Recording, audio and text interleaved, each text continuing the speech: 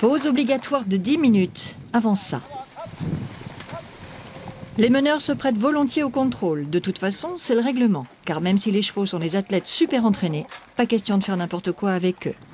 Par 3 fois, durant l'épreuve, les équipages passent entre les mains expertes d'une équipe de vétérinaires spécialisés. On contrôle la fréquence cardiaque à l'arrivée puis l'état général du cheval. C'est-à-dire qu'à l'œil, on cherche à savoir si il est essoufflé, s'il y en a un sur les 4 qui est plus fatigué que les autres et qui va se faire traîner par les autres dans les obstacles. Bon, si jamais on a un doute sur un cheval, on a le droit de le mettre à part et de le recontrôler 8-10 minutes après pour voir s'il a récupéré. Si vraiment il ne récupère pas, c'est qu'il n'est pas capable de partir sur les obstacles. Et à ce moment-là, le vétérinaire officiel décide de l'éliminer ou de le disqualifier. Rythme cardiaque, respiration, température, tout est consigné. Et à la première boiterie, l'alerte est donnée. Un laboratoire d'analyse ainsi qu'un centre de radio sont prêts à intervenir.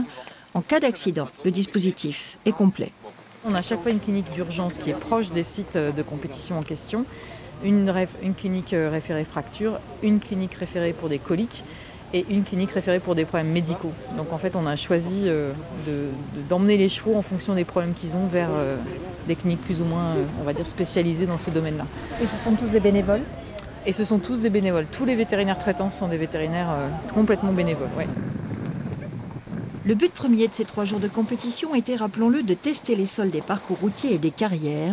Apparemment, ça roule.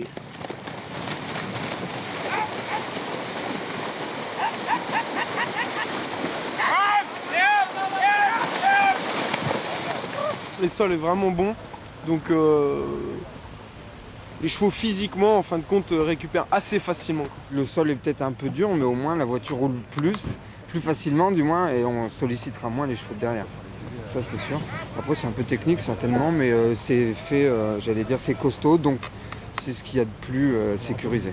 Voilà. Il y a moins de risque d'accident, normalement. Oui, et pour nous, au passage. Même s'il n'y a que les vétérinaires qui nous intéressent, on souhaite aussi rester entier. Une répétition petit pied cependant, car au jour des Jeux équestres, les attelages devront avaler 27 km et non pas 5,5 en parcours routier, puis passer 8 obstacles en marathon au lieu de 6. Élément non négligeable par ailleurs pour les chevaux, le public, qui sera un facteur de stress supplémentaire. Mais pour l'heure, on ne déplore aucune victime. Les équipages préparés pour les prochains championnats du monde sont passés haut la main. En un mot, tout baigne.